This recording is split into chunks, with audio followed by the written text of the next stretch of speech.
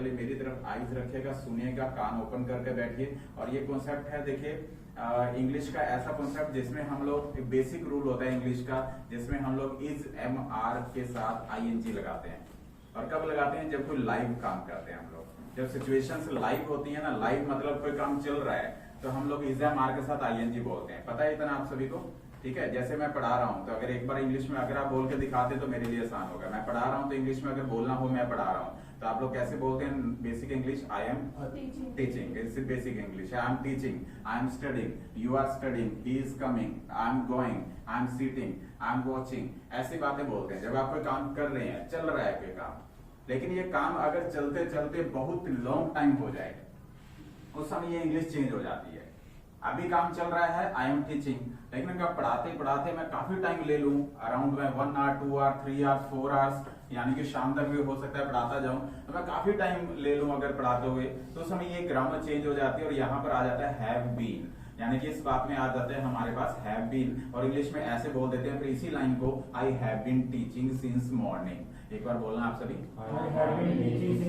हाँ मेरा पूरा साथ देंगे और बोलेंगे। अभी एक दूसरे की तरफ मत देखिए, मेरी साइड देखिए और मुझे सुनिए। I have been teaching since morning. एक बार दोबारा बोल दीजिए, I have been teaching since morning. क्योंकि मैंने ये काम को करते हुए काफी लॉन्ग टाइम ले लिया, तो जब टाइम बढ़ गया तो मैंने उस ग्रामर को चेंज कर दिया और साथ में मैंने आई हैव बीन के साथ आईएनजी लगा दिया। मैंने एम को हटाया, हैव बीन लगाया। यू के साथ भी सेम बात है। अगर सिंपल बात कर रहे हैं, यू आर स्टडिंग, आप पढ़ रहे हैं, और मान लीजिए आपका सुबह से शाम हो गई है, अब तक पढ़ते जा रहे हैं, तो फिर मैं आपको बोलूंगा you have been studying since morning. एक बार बोलना आप सभी, you have been studying since morning. मान लीजिए वो आ रहा है, ही इज कमिंग, वो आ रहा है। अब आप कह रहे हैं कि वो आ रहा है, ही इज कमिंग, 1 घंटे के बाद भी कह रहे हैं ही इज कमिंग, शाम तक आप कह रहे हैं ही इज कमिंग, लेकिन इतना टाइम अगर मैं उसके इंतजार करते हुए हो गया है, तो तब आप ये नहीं बोलेंगे ही इज कमिंग। आप सुबह से कहने लगे थे ही इज कमिंग, दोपहर को भी इवन कह दिया आपने ही इज कमिंग, बट आप शाम तक ये वाली बात मुझे नहीं कह सकते हैं, क्योंकि सुबह से काफी टाइम हो गया मुझे इंतजार करते हुए उसका।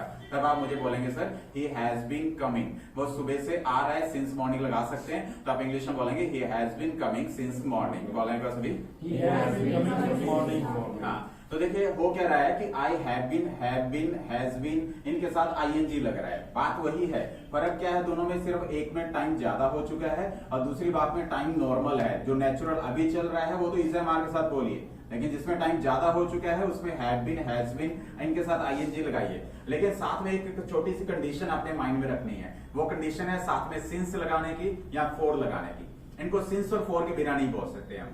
जैसे अभी मैंने जितनी बातें बुलवाई उसमें सिंस लगवाया है आपसे, I have been studying since morning.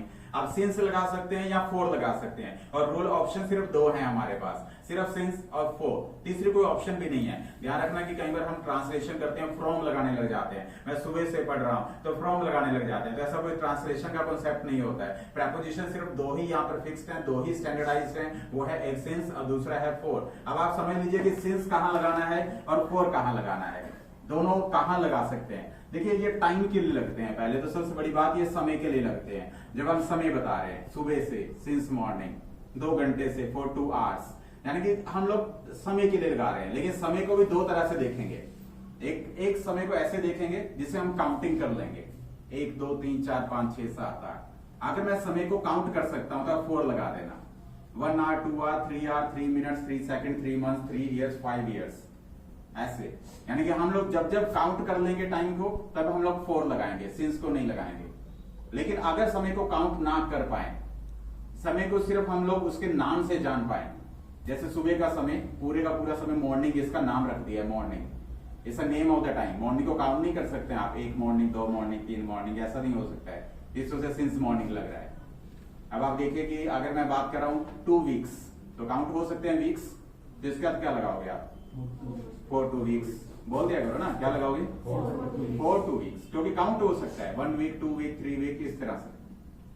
अब आप अगर बात करें संडे, तो संडे के साथ क्या लगाओगे? मान लीजिए मैं संडे से किसी का इंतजार कर रहा हूं, तो संडे के साथ क्या लगाओगे आप? सिंस या फॉर? संडे को काउंट कर सकते हैं हम? संडे को काउंट थोड़ी कर सकते हैं। एक दिन है, उस दिन का नाम संडे है, क्या वो दिन दोबारा से आएगा?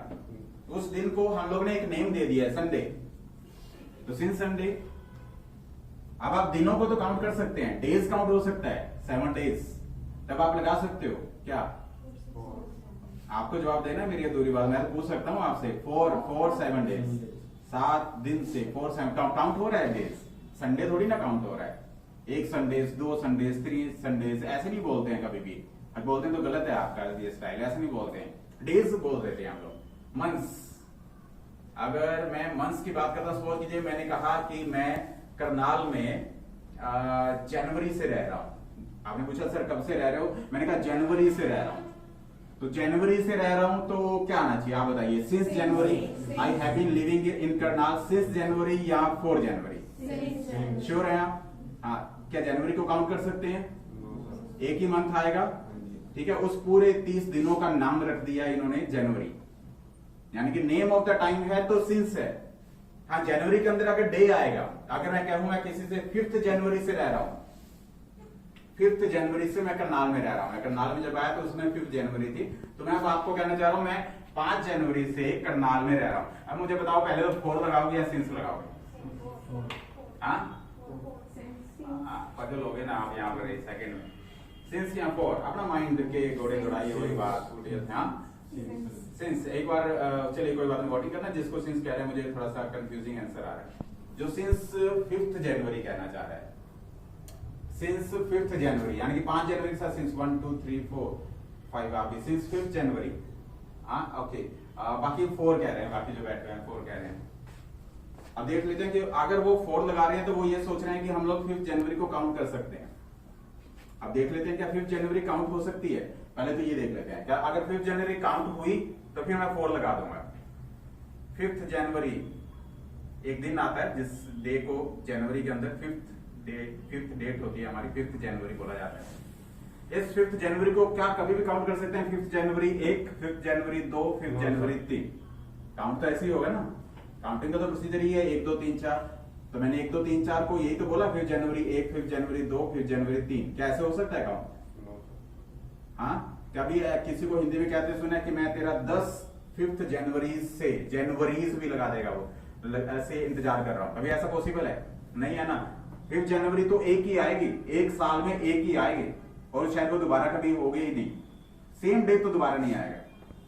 2023 की एक ही दिन था, उस दिन का नाम रख दिया 5 जनवरी। 5th लगाने से वो काउंट नहीं हुआ, 5th जनवरी को देखना है आपने, 5th को नहीं देखना है। वो तो आप देख रहे हैं 1 2, आप डेज को काउंट कर सकते हो आप, मुझे उसमें कोई प्रॉब्लम नहीं है। 10 दिनों से, 10 महीनों से, 6 महीनों से, 6 सेकंड से आप इसको काउंट कर सकते हो। जिसको काउंट कर सकते हो वहां लगेगा, लेकिन ऐसा थोड़ी देख लिया मुझे वहां पर 10 लगा हुआ था तो 10 तो न्यूमेरिक हो गया और मैंने यहाँ पर 4 लगा दिया। ये भी तो देखना उस 10 का लॉजिक क्या है। अगर 10th जनवरी हो तो इसका मतलब डजंट मीन कि जनवरी काउंट करी हुई है। 10th January is the name of the day and that day is called 10th January and we cannot count the 10th January. That's why we usually use here since 10th January. मैं 10 जनवरी से करनाल में रह रहा हूँ।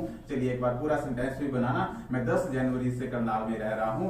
Main पूरा sentence बनाकर बोल दीजिए एक बार, I have been living in Karnal since 10th January। ठीक है, आप देख लीजिए, आप ईयर की बात कर लेते हैं। इंडिया को आजाद हुए कितने साल हो गए आपके अकॉर्डिंग? इंडिया कब से फ्री हुआ है? 1947। अरे इतने पढ़े लिखे बच्चों का ये हाल है, बताइए आप। इंडिया को आजाद 1947 बता दो सर, आप काउंट कर लो 1 2 3 करके। आपको नहीं आती सर काउंटिंग, आप बता दो ना इतने साल हो गए, डायरेक्ट बताया करो इतने साल हो गए। 76 श्योर है? कॉन्फिडेंस नहीं है। अब देखिए, और इतनी देर में मेरे कहते कहते काउंट भी नहीं कर सकते, इतना दिमाग भी नहीं चलता कि मैं काउंट करके बता दूं। हाँ 70, अरे 6 सालों का फर्क आ गया आपके 70 और इन्होंने 76 बोला। यार गड़बड़ हो जाएगी ये तो, आप गलत हो आप। तो मुझे आज बहुत डिसअपॉइंट हो रहा हूँ मुझे कि आपको इतने और कितने साल हो गए। आप बता दो, इनको कुछ नहीं आता। 55 ठीक है आप तो और पीछे ले जाओ, कोई हाल नहीं है। एक्चुअली तभी हमारा इंडिया आगे नहीं बढ़ पा रहा। अकेले मोदी जी भी क्या करें, कोई बात नहीं, सारे नलायक तो यहीं भरे पड़े हैं मेरे पास। ओके कोई बात नहीं, चलो 76 ईयर्स हो चुके हैं, तो मैं कैसे बोलूंगा? इंडिया, सेंटेंस बनाते हैं सब, इसको इंग्लिश में इंप्लीमेंट करते हैं। इंडिया को आजाद हुए 76 ईयर्स हो चुके हैं, तो कैसे बोलोगे? इंडिया थर्ड पर्सन है, थर्ड थिंग है, थर्ड चीज है, तो हम लोग India has been has been. अब जो क्या होता है कि आजाद होना फ्री लगा देते हैं वर्ड, और फ्री एक नो एक्शन होता है, इस वजह से आईएनजी नहीं लगा सकता, कोई वर्ड है नाउन है, इस वजह से फ्री के साथ तो नहीं लगा सकता, लेकिन सेंटेंस ऐसे बनाऊंगा ही ऐसे, इंडिया हैज बीन फ्री। अगर मैं 1947 लगाऊंगा तो मैं बोलूंगा सिंस 1947, और अगर मैं 76 ईयर लगाऊंगा तो फिर क्या बोलूंगा, फॉर 76 ईयर। जैसे मर्जी लगा दीजिए आप, जैसे मर्जी लगा दीजिए। हर्ष वर्ड आपको पढ़ते हुए कितने साल हो गए? आपको किसी को बताना पड़ता है ये वाला, मुझे पढ़ते हुए इतने साल, कम से कम 12 साल तो हो गए हैं स्कूल में, कम से कम 12 साल तो हो गए। तो कैसे बोलते हो किसी को कि मुझे पढ़ते हुए 12 साल हो गए हैं, इंडिया में पढ़ते हुए 12 साल हो गए हैं, तो कैसे बोलते हो आप इस बात को? I have been studying for 15 चलिए 12 इयर्स मिनिमम लगा के चल रहा हूँ, फॉर 12 इयर्स, ठीक है। तो इतने साल हो गए हैं, तो इस बात को ऐसे बोलते हैं, ऐसे नहीं बोलते आई एम स्टडीइंग।